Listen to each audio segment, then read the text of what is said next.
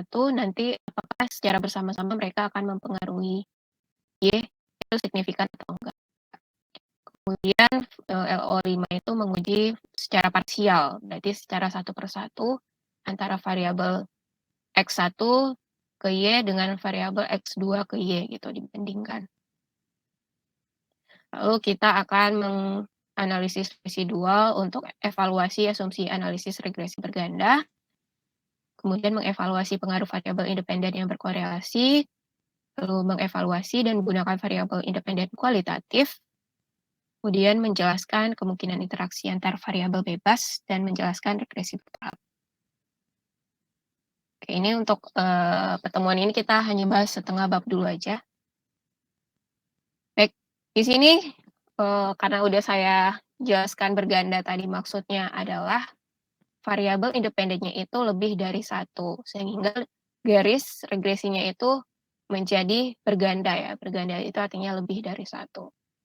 Nah, di sini terlihat rumus untuk regresi berganda adalah Y topi atau Y estimasi sama dengan A ditambah B1X1 ditambah B2X2 ditambah B3X3 sampai ditambah banyaknya variabel yang akan kita analisis. Jadi nanti BK, XK itu adalah sampai variabel akhir ya, terakhir sebanyak variabel yang ingin kita uji.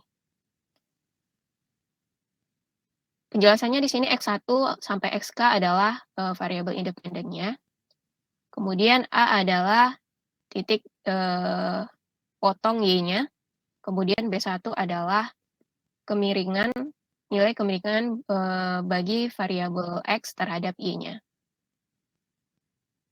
Itu disebut juga sebagai regresi parsial, koefisien regresi parsial atau hanya disebut juga bisa koefisien regresi. Ya. It is called a partial regression coefficient or just a regression coefficient. Dan ini juga menggunakan perhitungan kuadrat regresi ya. Dalam rumus ini masih sama dengan rumus regresi sederhana sebelumnya. Dia juga menggunakan perhitungan kuadrat parsial. Menghitung dengan kuadrat regresi. Lalu di sini juga diminta kita untuk menggunakan Excel dan Minitab di dalam pengerjaannya karena apabila menggunakan secara manual katanya it's very tedious,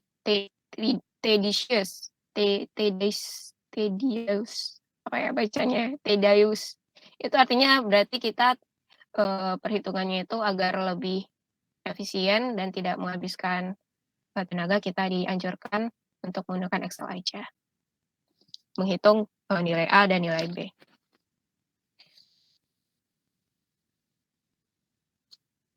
Oke, kita langsung masuk ke contoh soal di sini. Kalau kamu baca di buku juga ada ya. Itu contohnya berkaitan dengan perusahaan yang menjadi agen menjual properti atau rumah. Salisbury Realty menjual rumah di sepanjang pantai timur Amerika Serikat. Salah satu pertanyaan yang paling sering diajukan oleh calon pembeli adalah, jika kita membeli rumah ini, berapa banyak yang bisa kita harapkan untuk membayar biaya pemanas ruangan selama musim dingin? Departemen penelitian di Salisbury telah diminta untuk mengembangkan beberapa pedoman mengenai biaya pemanas bagi rumah keluarga tunggal. Nah, jadi di sini dilakukan pengujian untuk mengetahui berapa sih biaya pemanas bagi tipe rumah keluarga tunggal seperti itu.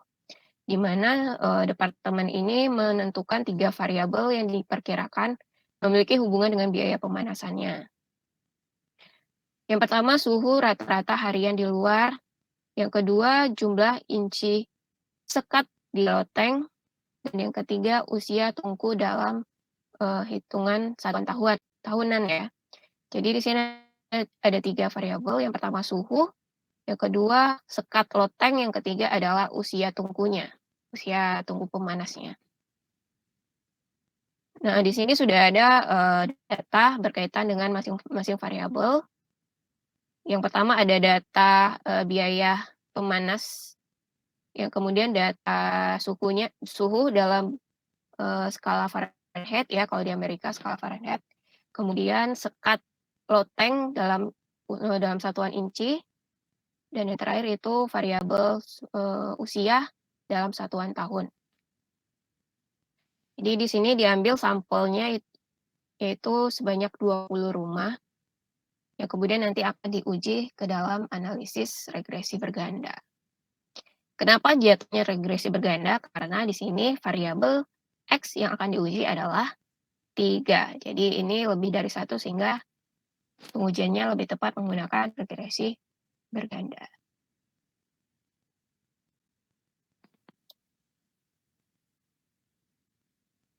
Nah, setelah kita melakukan pengolahan data ya di Excel, maka output dari Excel itu bisa kita jadikan satu persamaan dari regresi berganda. Di sini sudah diketahui hasil outputnya, di mana nilai A-nya itu langsung bisa kita cantumkan di sini adalah 427,194. Sedangkan nilai B untuk variabel satunya itu minus 4,583, B untuk variabel 2-nya itu minus 14,831, dan B untuk variabel 3-nya itu plus 6,101.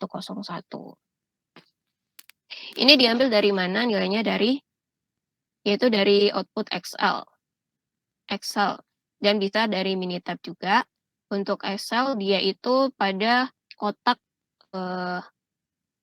kalau di dalam buku itu tabel yang paling bawah ya, itu ada intercept, ada temperatur, ada insul sama age. Nah, itu diambil dari kolom yang koefisien. Yang intercept untuk nilai A-nya 427,194. Kemudian yang temperatur itu nilai B1. Lalu ada insul itu untuk B2 dan age untuk B3-nya. Sama juga dengan yang Minitab, itu untuk Minitab dia kotak yang di atas ya. Kalau Minitab itu istilahnya konstan sebagai nilai A. Jadi perbedaan antara Excel dengan Minitab itu, Minitab menggunakan kata-kata konstan, kalau di Excel itu intercept sebagai nilai A-nya. Jadi tinggal kita pindahkan aja hasil output itu ke dalam rumus. Nah, jadi dari persamaan ini kita bisa menginterpretasikan bahwa angka B pada masing-masing variabel itu sebenarnya memiliki makna. Maknanya adalah, kalau kita lihat dari contoh di sini, minus 4,583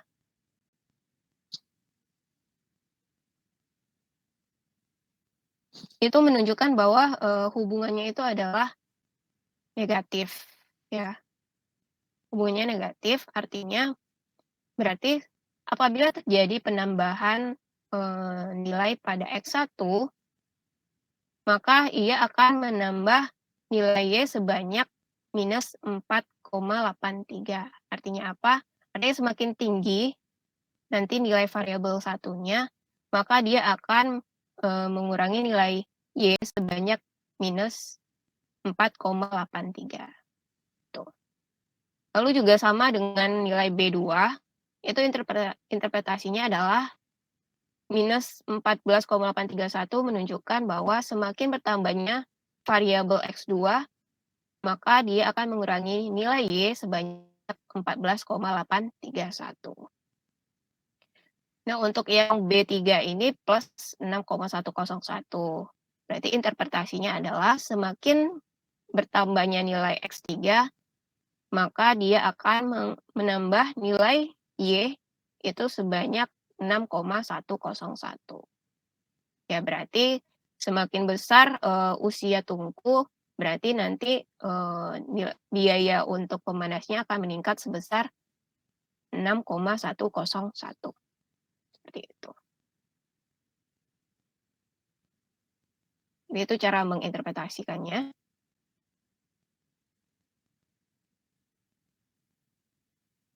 Kemudian nanti di sini bagaimana kalau seandainya diketahui yang diminta adalah suhunya jika 30 derajat, lalu diketahui sekatnya itu 5 inci dan tungkunya itu umurnya 10 tahun. Nah, berapa itu nilai, Y-nya atau nilai biaya yang diestimasi? Jika diketahui ada soal seperti itu, berarti kita tinggal masukkan aja masing-masing X-nya ke dalam rumus. Jadi, Y topi sama dengan 427,194 kurang 4,583 dikalikan 30 derajat dikurangi 14,831 dikalikan 5 inci ditambah 6,101 dikalikan 10. Hasilnya nanti hasil hitungannya adalah 276,56. Yang artinya dengan suhu 30 derajat dan sekat 5 inci serta tungku yang berumur 10 tahun menyebabkan biayanya menjadi $276,56 per bulan. Seperti itu. Ya. Jadi dengan diketahui adanya kondisi suhu tertentu dengan, lebar sekat loteng tertentu dengan umur tungku tertentu, maka itu menyebabkan biaya sebesar, dolar yang disebabkan oleh kondisi-kondisi variabel yang telah kita tentukan tadi. Jadi di sini kalau berdasarkan contoh di sini hasilnya estimasi untuk biayanya menjadi 276,56.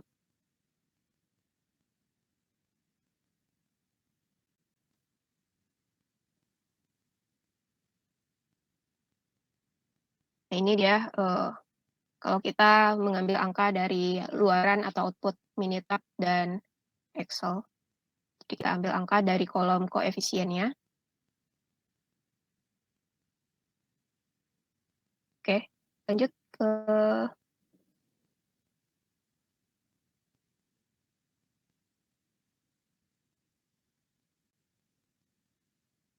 nah setelah kita bisa mengestimasi Y, kemudian kita ingin mengevaluasi apakah persamaan regresi berganda itu, layak nggak sih untuk, kita gunakan sebagai alat estimasi kita.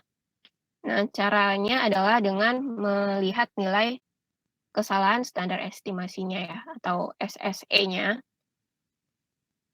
Itu dilihat apakah nilainya besar atau kecil. Jadi di sini dari output Excel bisa kita dapat nilai standar error-nya di sini adalah sebesar untuk regresi ya, untuk persamaan regresi itu sebesar 51,49.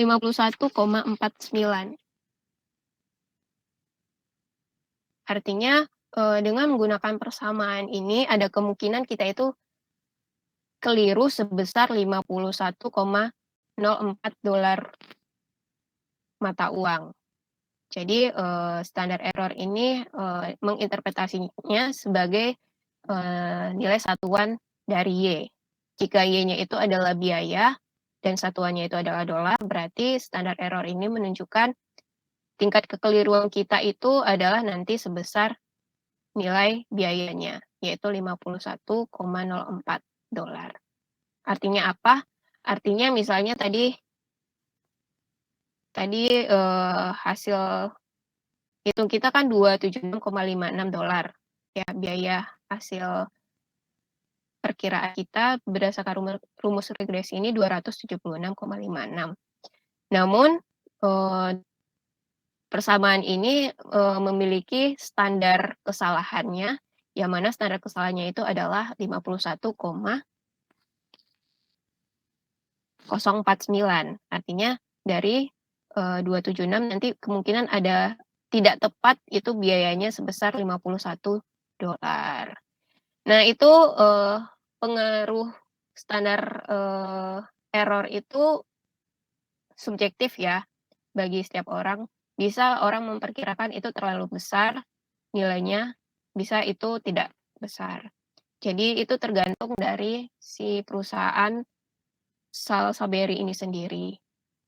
Apakah $51 itu, signifikan material nggak sih nilainya? Kalau menurut kita sebagai orang Indonesia kalau kita kurskan ke rupiah, kalau dia itu nilainya cuman 1 juta, selisih error-nya itu nggak terlalu besar lah ya.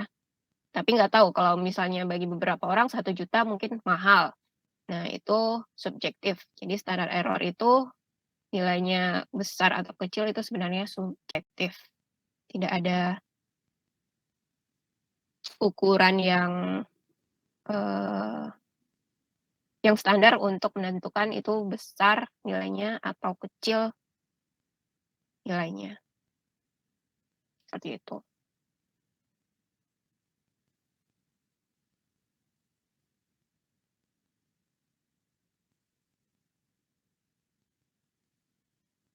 Kesalahan standar berganda dari estimasi adalah ukuran efektivitas persamaan regresi. Itu diukur dalam unit yang sama dengan variabel terikat. Ya, itu berarti cara membacanya adalah, dijadikan satuannya dolar. Kalau variabel terikatnya itu satuannya dolar. Kemudian sulit untuk menentukan apa yang merupakan nilai besar dan apa yang merupakan nilai kecil dari kesalahan standar. Cuman semakin kecil pasti semakin lebih baik, artinya, kekeliruan kita itu semakin, eee, menunjuk, apa ya, estimasi yang lebih tepat ya, semakin SE-nya itu kecil berarti, perkiraan kita itu semakin tepat. Cuman apakah itu material atau enggak, tidak ada yang benar-benar bisa menentukan gitu, karena itu subjektif sifatnya. Selanjutnya untuk mengevaluasi persamaan regresi berganda ini juga bisa menggunakan nilai koefisien determinasi berganda atau R kuadrat. Jadi, semakin besar R kuadrat atau semakin dia mendekati 1 itu artinya, variabel-variabel X yang ada mampu menjelaskan variabel Y yang kita analisis. Berarti, benar analisis kita bahwa si variabel X ini memiliki korelasi yang kuat, pengaruh yang kuat terhadap Y. Sehingga pengujian kita menggunakan rumus persamaan itu sudah tepat. Jadi melihat ketepatannya itu berdasarkan nilai koefisien determinasi berganda. Apakah dia mendekati 1 ataukah dia jauh dari angka 1, yaitu mendekati 0, seperti itu. Jadi ada, indikator lain untuk melihat efektivitas dari regresi berganda. Nah, selanjutnya sama kayak, regresi sederhana sebelumnya, kita juga bisa menggunakan, uji untuk melihat apakah sampel yang kita uji ini juga mewakili populasi yang ada. Nah, ujinya itu sama ya dengan menguji, F, dengan melakukan perhitungan, distribusi F, lalu kita bandingkan dengan nilai F kritisnya. Jadi, kita bisa menentukan terlebih dahulu handle-nya yaitu beta 1 sama dengan beta 2 sama dengan beta variabel yang ada itu sama dengan 0. Lalu satunya atau alternatifnya seluruh nilai beta itu tidak 0 gitu. Jadi ini maksudnya adalah, eee, kita ingin melihat bahwa, eee, nilai beta itu memiliki pengaruh yang positif atau negatif. Yang penting dia itu memiliki pengaruh, baik dia boleh positif ataupun negatif, yang penting dia ada pengaruh. Kalau dia nol berarti dia tidak punya pengaruh. Nah, itu artinya ya. Jadi kita ingin menguji H0 itu dia memiliki H0 itu artinya dia tidak punya pengaruh, H1 itu berarti dia punya pengaruh. Boleh positif, boleh negatif. Nah, di sini aturan keputusannya adalah menolak H0 apabila F hitung lebih besar dari F kritisnya.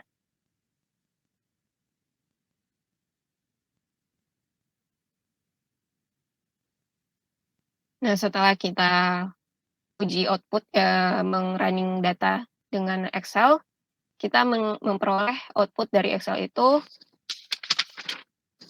sebuah, tabel ANOVA ya. Jadi kalau misalnya kamu running pakai Excel, terus data analisisnya itu berupa analisis regresi, dia otomatis akan mengeluarkan sebuah tabel ANOVA juga, selain tabel regresi.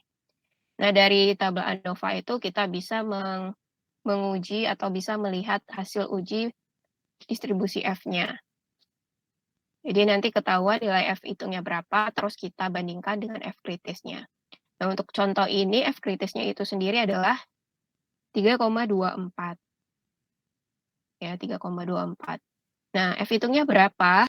Hitungnya adalah 21,901.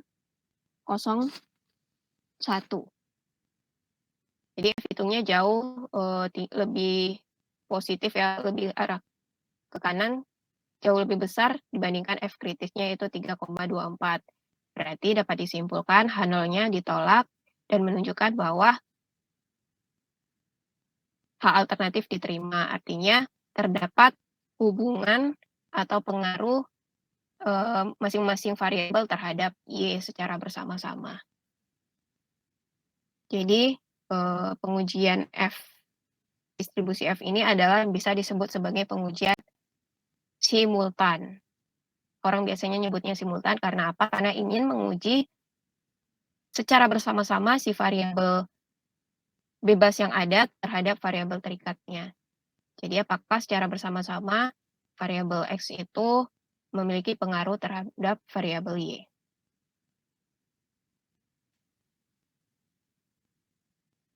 Nah, di sini ternyata hasilnya adalah mereka memiliki pengaruh secara simultan terhadap variabel Y. Penafsiran, nilai F yang dihitung adalah 21,90 yang berada di daerah penolakan. Oleh karena itu, hipotesis nol bahwa semua koefisien regresi berganda adalah nol ditolak. Interpretasinya adalah beberapa variabel independen memang memiliki kemampuan untuk menjelaskan variasi variabel dependen, yaitu biaya alat pemanas. Kemudian pertanyaan logis berikutnya adalah variabel mana yang benar-benar mempengaruhi si biaya pemanas. Jadi setelah kita melakukan uji F, akan bisa muncul pertanyaan berikutnya, variabel mana sih yang benar-benar memiliki korelasi terhadap biaya pemanas? Karena kalau yang uji F ini kan secara bersama-sama. Kalau bersama-sama, mungkin satu variabel bisa mempengaruhi variabel yang tidak begitu besar pengaruhnya. Jadi secara bersama-sama ini tidak memberikan informasi secara spesifik mana variabel yang benar-benar mempengaruhi, mana variabel yang tidak terlalu mempengaruhi.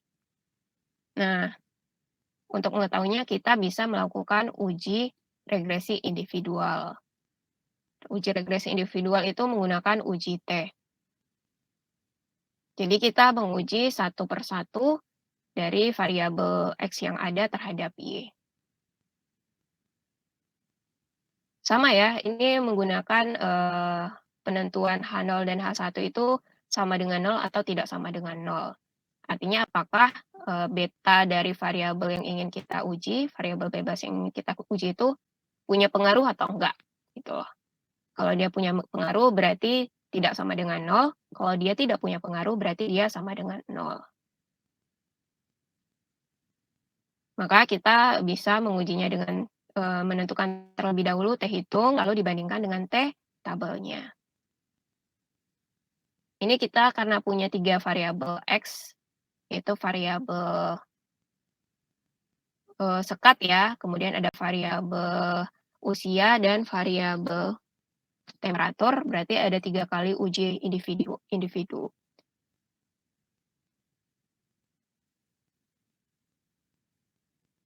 Nanti setelah kita uji, lalu akan ketahuan hasilnya masing-masing variabel.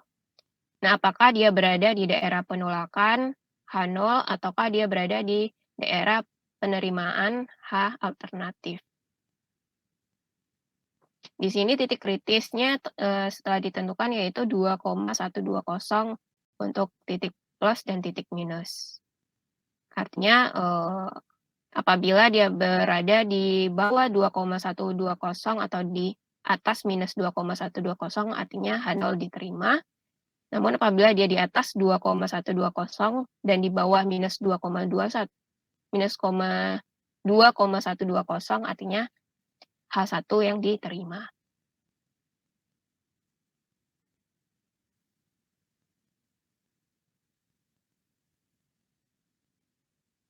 Nah, kita bisa melihat, T hitung itu dari hasil output juga di kolom T statistik. Jadi kita lihat berdasarkan variabelnya masing-masing.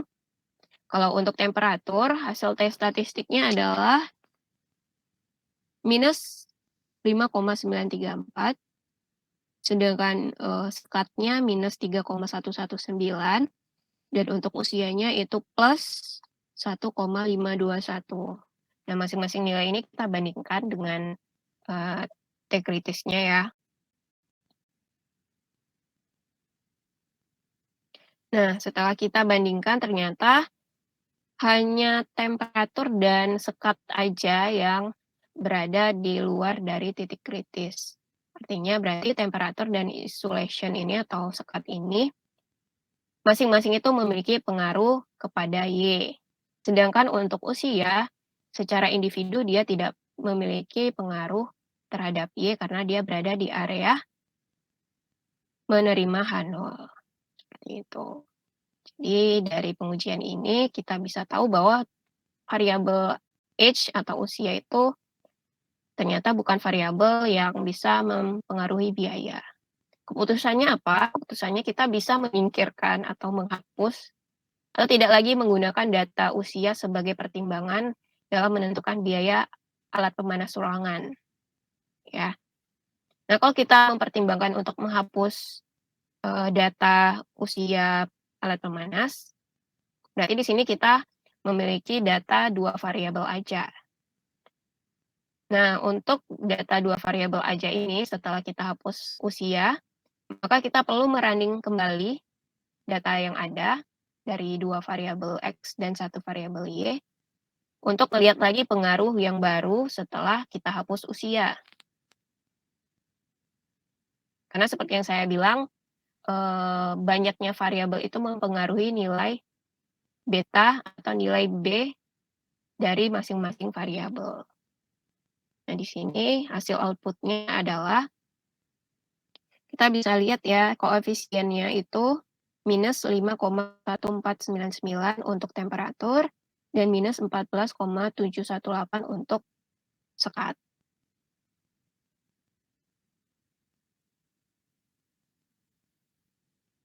Coba kita bandingkan dengan persamaan sebelumnya, apakah benar-benar berubah atau enggak, agar kelihatan ya.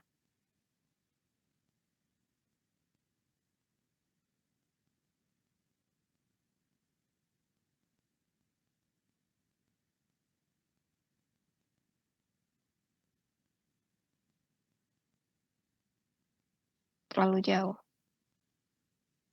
Bentar. Nah ini. Di sini minus 4,583 dan minus 14,831.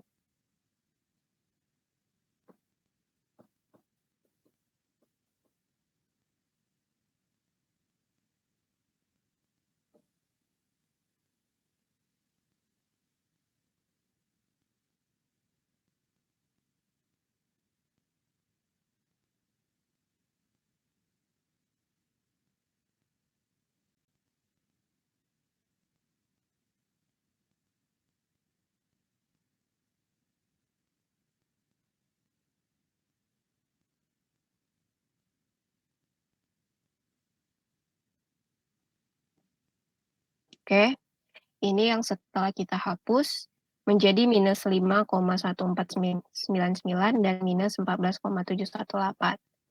Untuk yang B pada X1 ini kelihatan berbeda ya, dari minus 4 sekian menjadi minus 5 sekian. Kalau untuk yang variabel X2 ini B-nya kurang lebih tidak terlalu banyak perubahan. Tapi tetap, kelihatan ya berubah, artinya bahwa, banyaknya variabel yang diuji itu bisa mempengaruhi, nilai B pada persamaan Y atau persamaan regresi berganda kita. Jadi di sini tinggal kita ulang lagi aja, perhitungan persamaan Y-nya. Kalau kita tadi menghitungnya dengan angka tertentu, tinggal kita, masukkan lagi aja berdasarkan nilai X1 dan X2 yang ingin kita uji. Selanjutnya, setelah kita memperoleh persamaan regresi yang baru, kita kemudian mengevaluasi kembali seperti evaluasi yang sebelumnya ya, evaluasi distribusi F, uji distribusi F dan evaluasi, untuk uji T pada masing-masing, variabel secara individu. Sama tahapannya, gunanya apa melakukan uji seperti itu lagi untuk memastikan apakah 2 variabel yang ada ini, memiliki koefisien determinasi yang lebih baik atau enggak, setelah dihapus variabel usianya. Lalu apakah secara individu mereka masih memiliki pengaruh terhadap, variabel Y yang kita analisis. Jadi setelah kita uji lagi, ternyata, hasil uji T-nya pada masing-masing variabel itu masih berada di area H1. Artinya walaupun usia udah dihapus, ternyata variabel temperatur dan variabel insulation ini memiliki pengaruh secara individu terhadap, biaya pemanas ruangan, seperti itu. Berarti variabel temperatur dan insulation sudah menjadi variabel yang tepat untuk kita teliti yang menjadi, variabel mempengaruhi nilai biaya pemanas ruangan,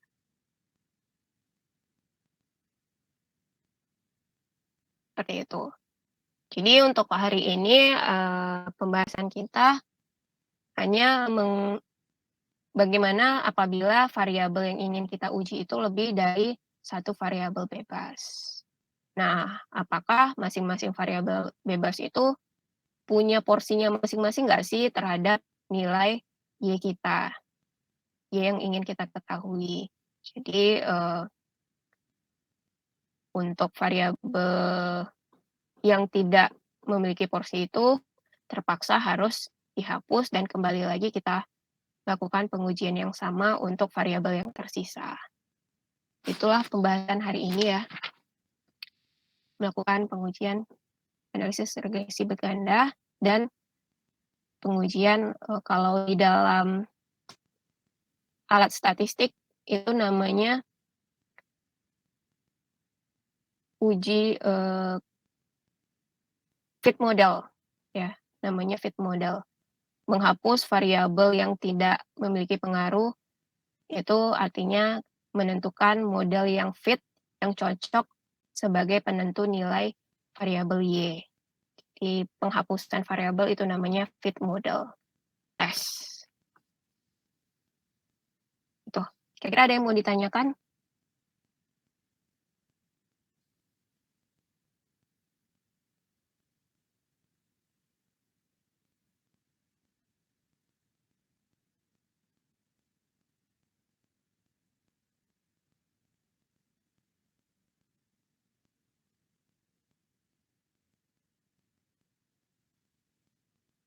Kira-kira, ada yang masih belum paham dari regresi berganda?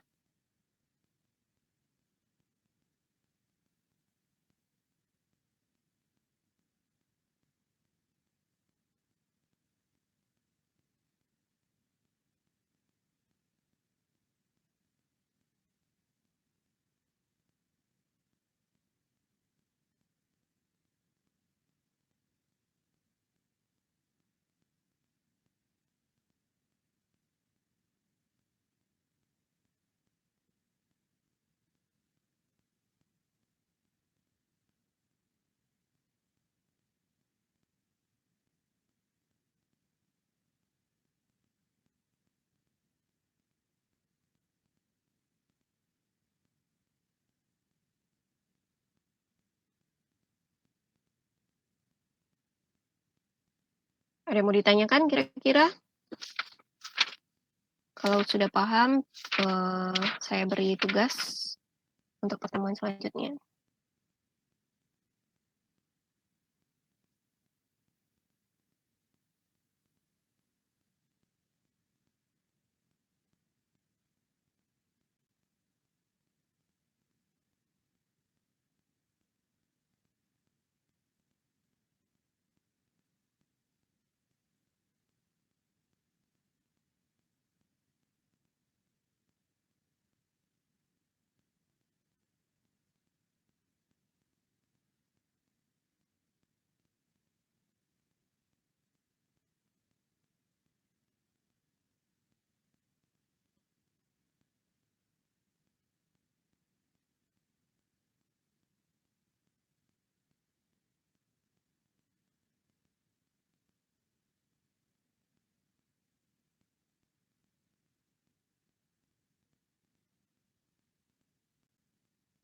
Udah paham ya untuk persamaan regresi berganda?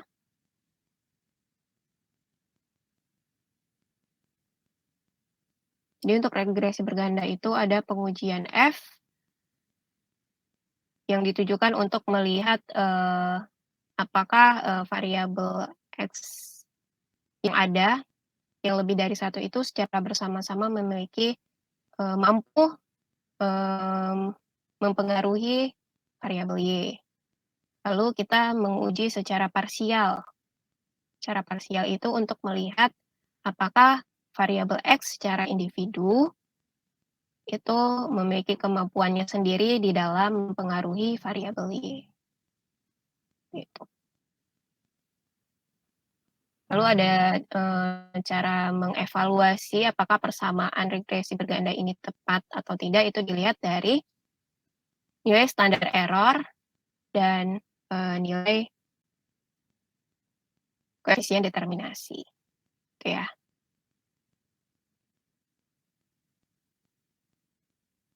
Itu untuk pembahasan hari ini aja. Selanjutnya saya akan memberikan soal. Jadi ini, tujuan kita belajar ini adalah nanti kamu saat membuat skripsi, skripsi itu adalah melakukan penelitian berdasarkan, data, ya. Kadang-kadang penelitiannya itu adalah menggunakan data kuantitatif, ya data kuantitatif. Sehingga apabila kamu meneliti dengan data kuantitatif, kamu sudah tahu bagaimana cara mengujinya dengan, pengujian yang tepat, tuh. Kalau seandainya, penelitian kamu variabelnya hanya satu variabel X dan satu variabel Y, kamu cukup menggunakan regresi sederhana, seperti bab sebelumnya. Tetapi kalau yang kamu uji itu variabel X-nya lebih dari satu, berarti kamu lebih tepat atau, tepatnya itu menggunakan regresi berganda, seperti itu.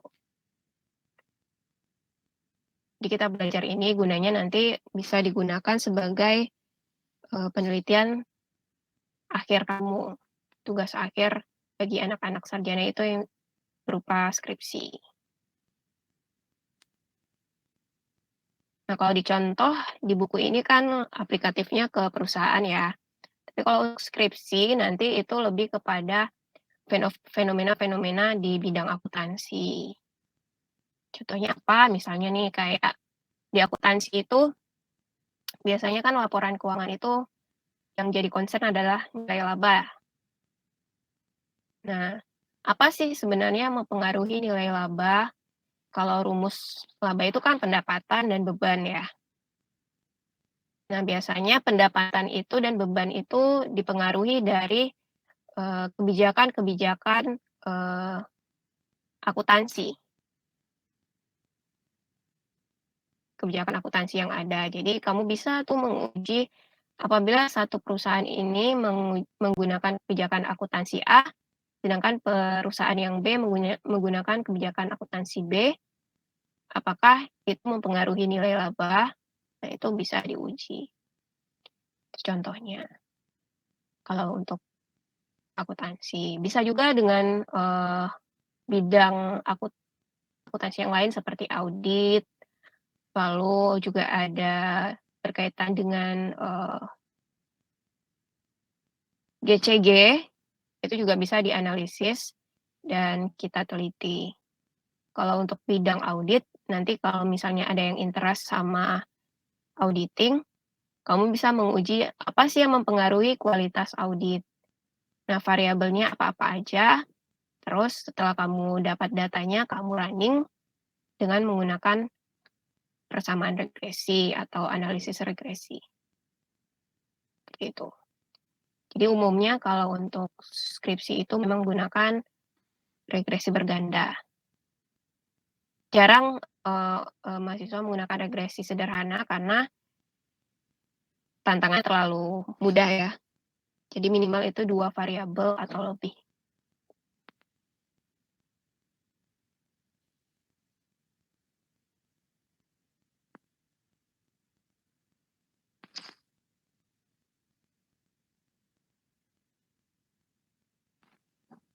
Oke, ada yang mau ditanyakan?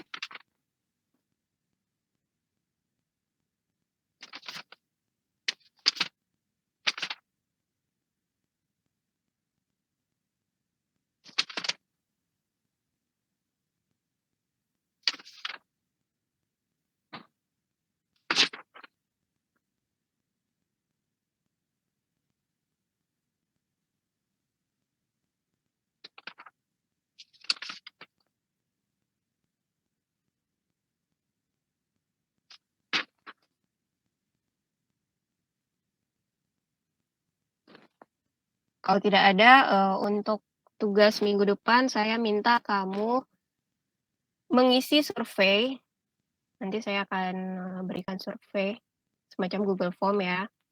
Jadi saya ingin melihat variabel mana sih yang mempengaruhi nilai IPK mahasiswa kelas ini.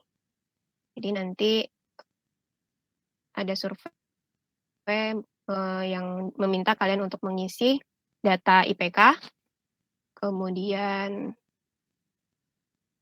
data,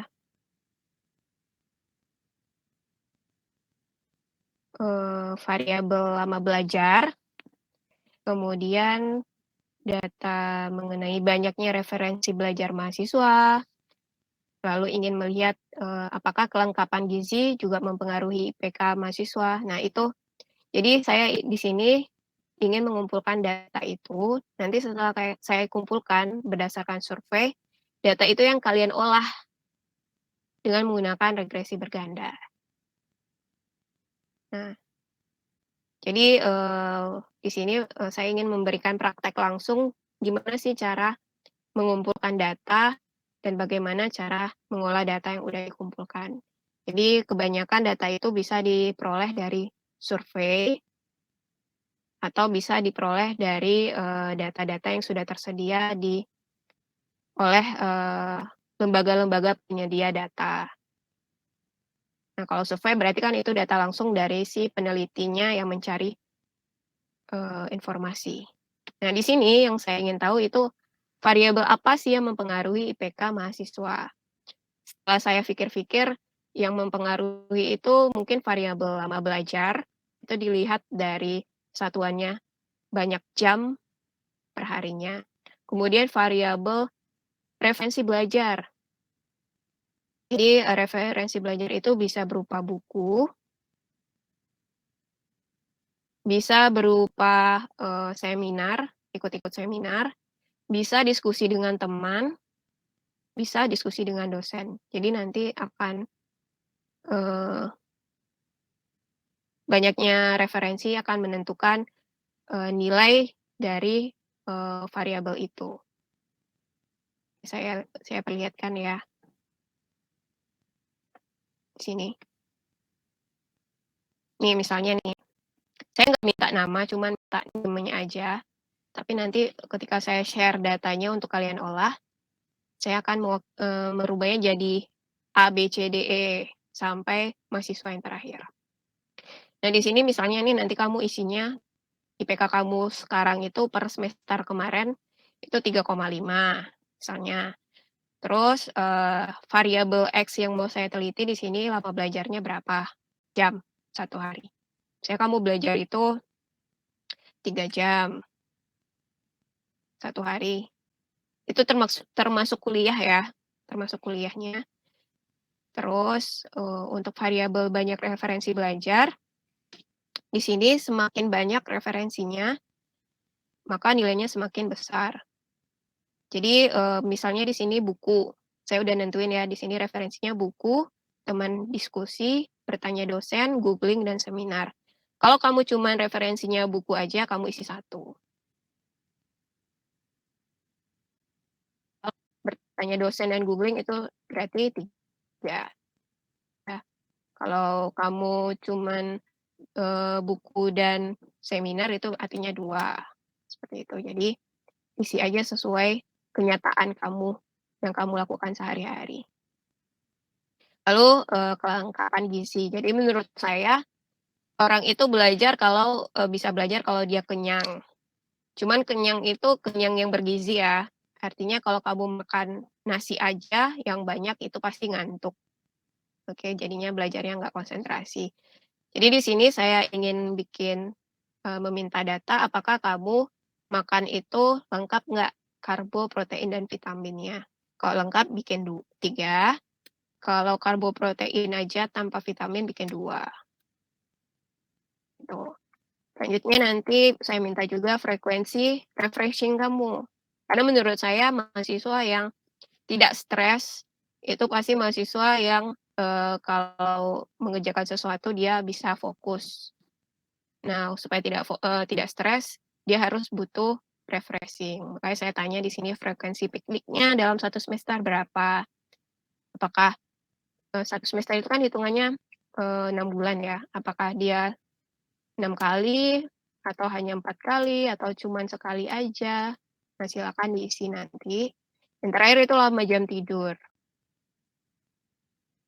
Di sini kenapa lama jam tidur, karena saya ingin lihat apakah mahasiswa yang begadang itu juga, ini enggak sih IPK-nya bagus atau, tidur yang cukup misalnya 8 jam sehari, itu lebih bagus lagi IPK-nya, seperti itu. Jadi saya juga ingin melihat lama jam tidur. Misalkan isi mungkin kamu tidurnya hanya 4 jam sehari, atau 8 jam sehari, silakan sesuaikan aja dengan kenyataan kamu sehari-hari. Jadi di sini, dengan kita belajar regresi berganda, kita bisa langsung mempraktekkannya untuk mengetahui fenomena yang ada dan melihatnya secara statistik, seperti itu.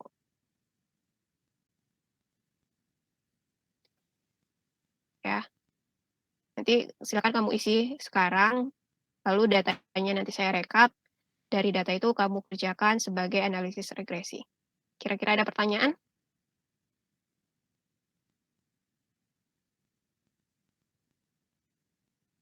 Bu, yang untuk frekuensi pikniknya refreshing itu harus keluar dari rumah gitu ya, Bu?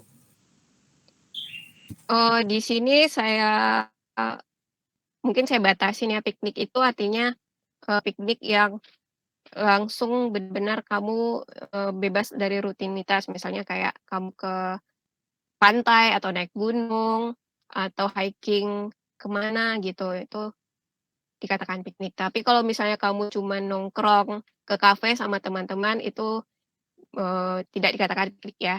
Jadi kita samakan aja persepsinya, piknik itu adalah pergi liburan, misalnya seperti itu. Pergi liburan. Oke. Ada lagi yang mau ditanyakan? Ini Jadi diisi sekarang ya? Mhm. Jadi me time nggak termasuk dari teknik yang Ibu minta, Bu? Enggak. Me time itu enggak. Karena kadang me time itu malah dia membuat IPK itu rendah, ya. Me time itu kadang-kadang orang menganggap game, main game itu me time, padahal game itu bisa over, terlalu berlebihan, menyebabkan orang nggak belajar jadinya seperti itu. Kayak saya nggak, menjadikan me time itu sebagai piknik. Piknik atau mungkin saya ganti istilahnya ya, jadi liburan lah.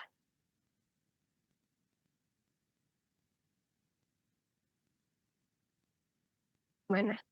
Kira-kira udah cocok belum nih variabel yang saya tentukan?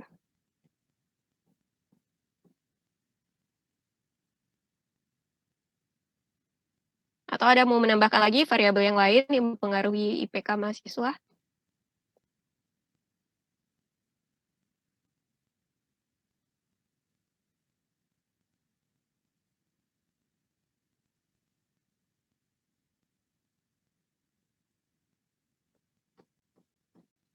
Kalau kelengkapan gizi cocok nggak?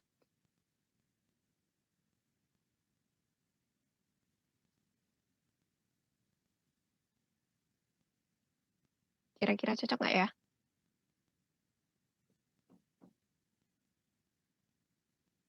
Kelengkapan gizi ini diukurnya dari gimana, Bu?